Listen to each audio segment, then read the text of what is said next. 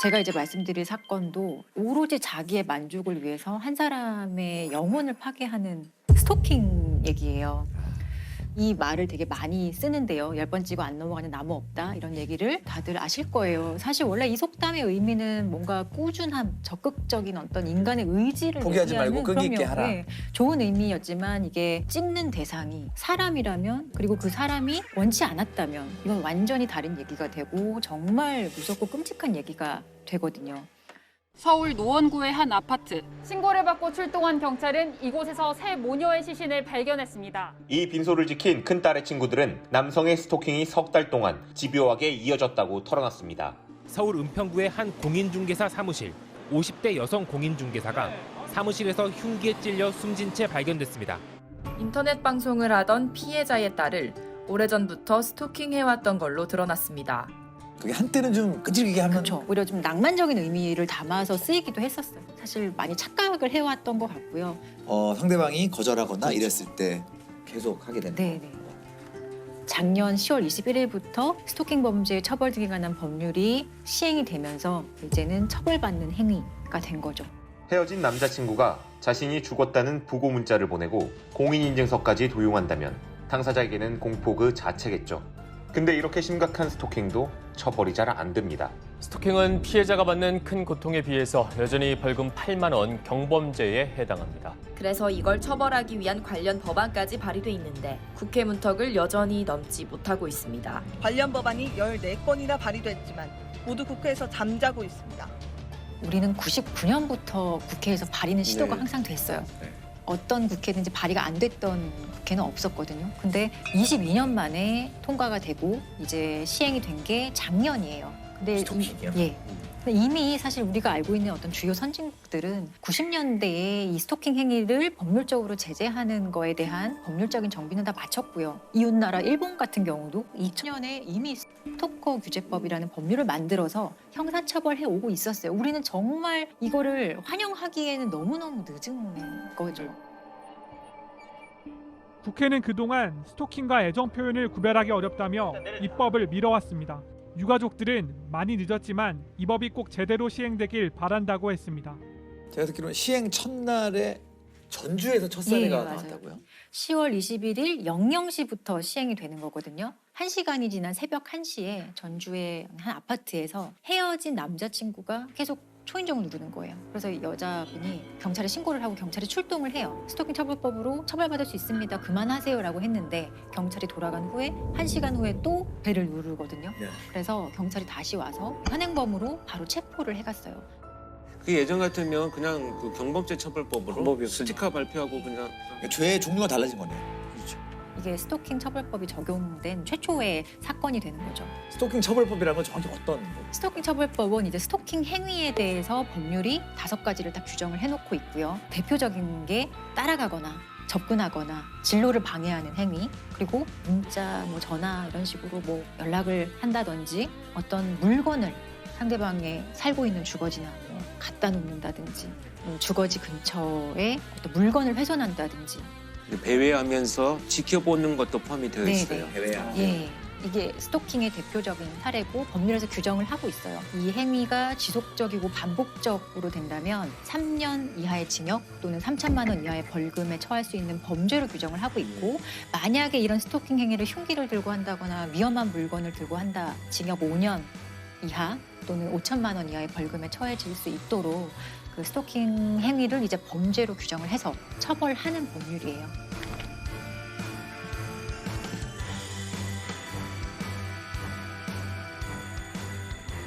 변호사님께서 직접 스토킹 사건 피해자를 좀 변호하신 적이 있으시죠? 제가 기억나는 사건 중에 하나는 2020년 초에 이제 N번방 사건으로 디지털 성폭력과 성착취의 어떤 실태와 현황을 보고 많이 충격을 받았잖아요. 여성들을 협박해 촬영한 성착취물을 텔레그램에 유포한 이른바 N번방 사건과 관련해 경찰이 124명을 검거했습니다. 26만 명으로 추산되는 대화방 회원들에 대한 수사도 본격화하고 있습니다. 조주빈과 이제 그 성착취 영상물에 관여한 주범들의 조금 가려진 공범 하나가 있어요. 강모 씨라는 공범인데, 네네. 강모 씨가 이 9년 동안 한 피해자 피해 여성을 스토킹을 했었거든요. 근데 그 혐의로도 기소가 되어서 재판을 받게 되었었고 이 재판 과정에서 이 스토킹 피해자를 제가 변호를 했던 사안인데 저는 이게 사실 가장 기억에 남는 스토킹 피해 사건이에요.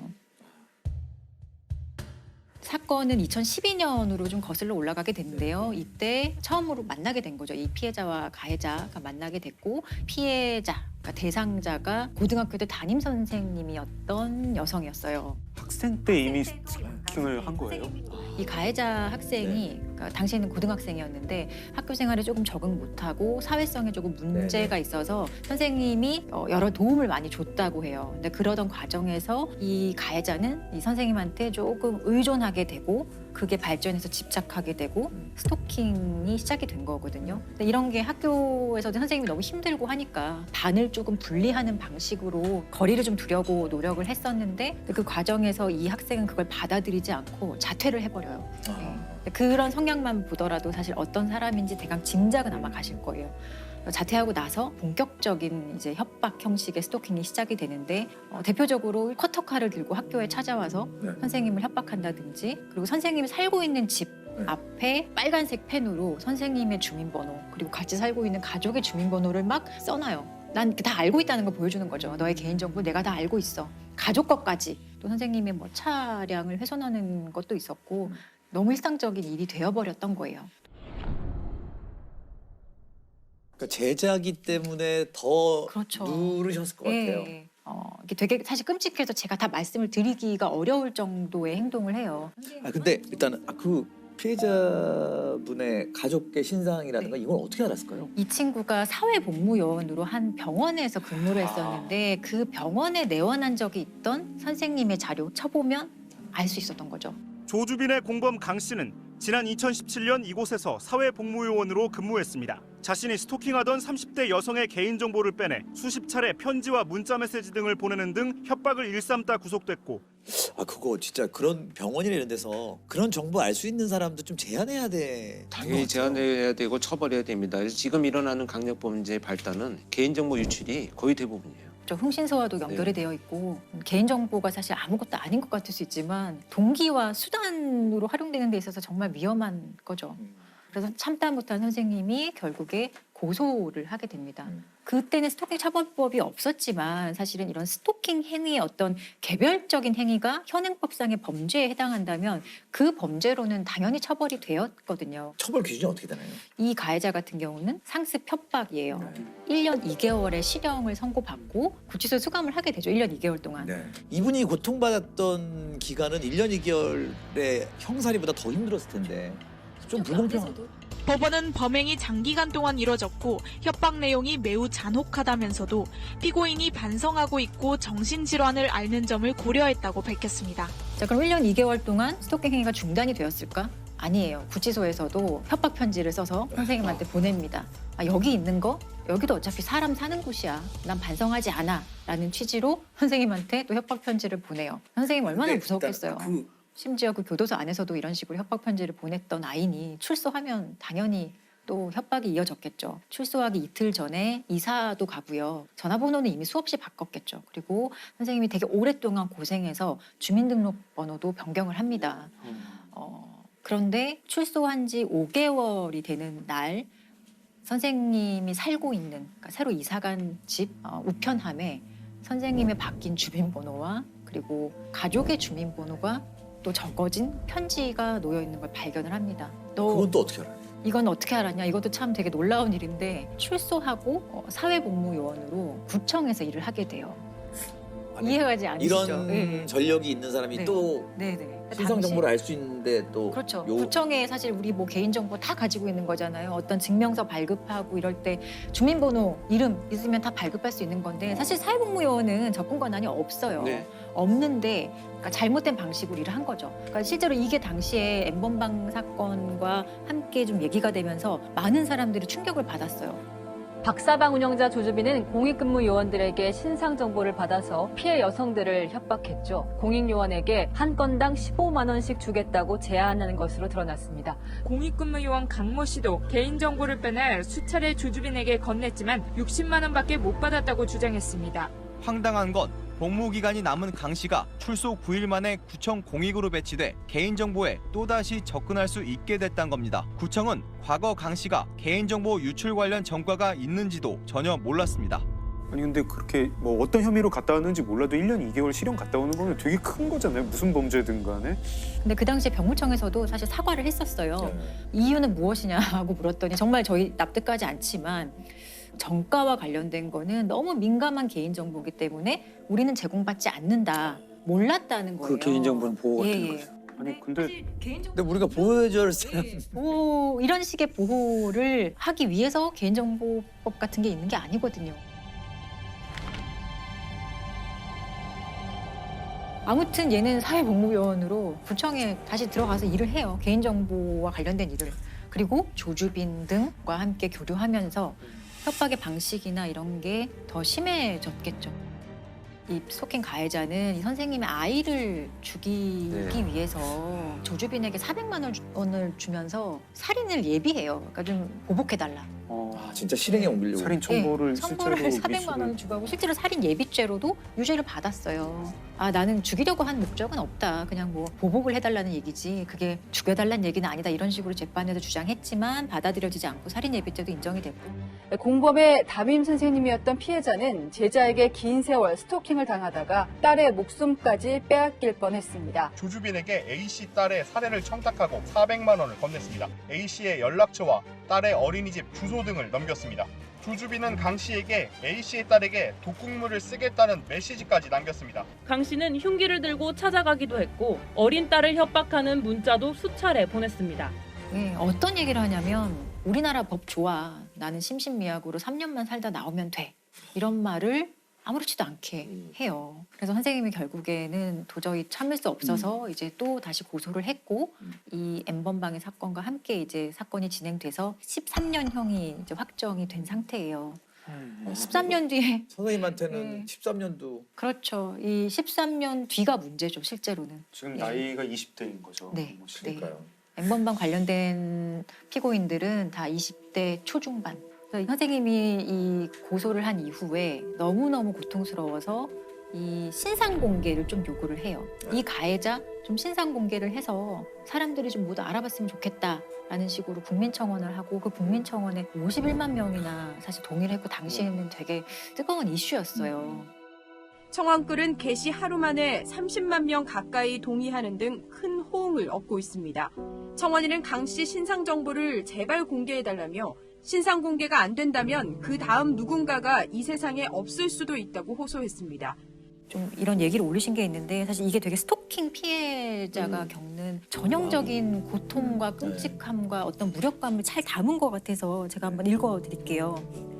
실형을 살고 나와도 달라진 것이 없는데 저는 이제 어떻게 해야 할까요?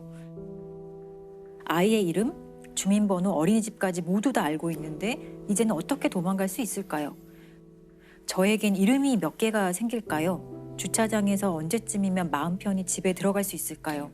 지금은 아이가 어려 부모가 옆에 있지만 나중에는 그 사람 얼굴도 모르는 우리 아이에게 무슨 일이 벌어지면 전 어떻게 살 수 있을까요? 언제쯤이면 발 뻗고 잘 수 있을까요? 라는 얘기를 했는데 너무 무섭죠. 이게 스토킹이 되게 막연하다고 생각하실 수 있지만 실제로 그냥 이 사건 한 번만 이 피해자 입장에서 바라봐 준다면 하루를 그냥 온전하게 보내기도 정말 어려운 게 스토킹 피해거든요.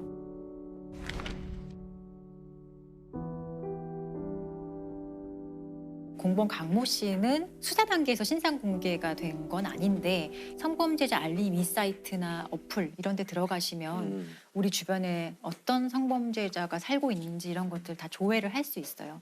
그 피해자분 변호를 하셨으니까 이 강 씨를 재판장에서 직접 보셨을 것 같은데 어떠셨어요? 사실 대부분의 피고인들은 그렇게 특별한 인상을 주지 않아요.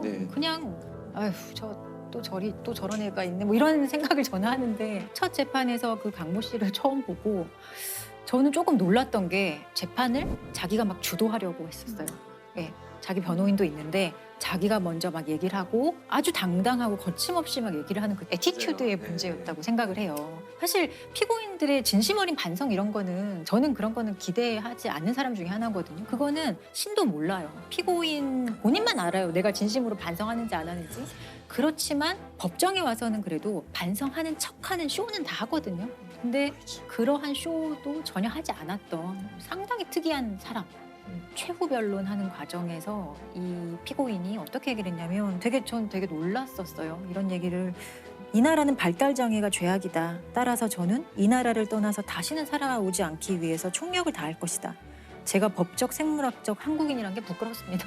이런 얘기를 하거든요. 또 나라 탓하는 거. 이게 그렇죠. 자기는 장애가 좀 있고 우리나라가 제대로 날 돌보지 못했어. 그래서 난 우리나라가 싫어. 떠날 거야. 자기가 말도 안 되게 재판에서 이런 얘기를 한다는 게 사실 일반 사람이 되게 이해하기 어렵거든요. 제가 지금 무슨 말 하나 저기에 앉아서 그런 생각을 들 정도로 법정에서도 이런 얘기를 많이 했던 거고. 반성문도 제출. 네, 했죠. 그렇지만 판사가 이건 반성하는 게 아니야 라고까지 얘기할 정도로 본인이 억울하다는 취지에 이 사건으로 인해서 나와 가족이 얼마나 고통받는지에 대해서 좀 더 어필하고 싶었던 것 같아요. 내가 피해자일 수 있다. 내가 피해자다라는 얘기를 더 하고 싶었던 것 같아요. 타인의 고통을 못 느끼는 예, 공감 능력 같은 게 전혀 제로인 거죠. 반성의 의미 이런 것들은 판결문에 전혀 들어가 있지 않습니다. 공익근무요원 강모 씨는 따끔한 질타를 받았습니다. 법원에 낸 반성문 때문이었는데요. 강 씨가 진심으로 반성하기보단 판사님은 교정기관에 수용된 적 없으셔서 모를 것이다란 취지의 내용을 담았기 때문입니다. 재판장은 강 씨가 범행 내용이 안 좋은데도 자꾸 억울하다는 태도를 보이고 있다고 지적했습니다. 이런 반성문은 안 내는 게 낫다. 반성 태도를 알리고 싶다면 생각을 하고 쓰라고도 했습니다.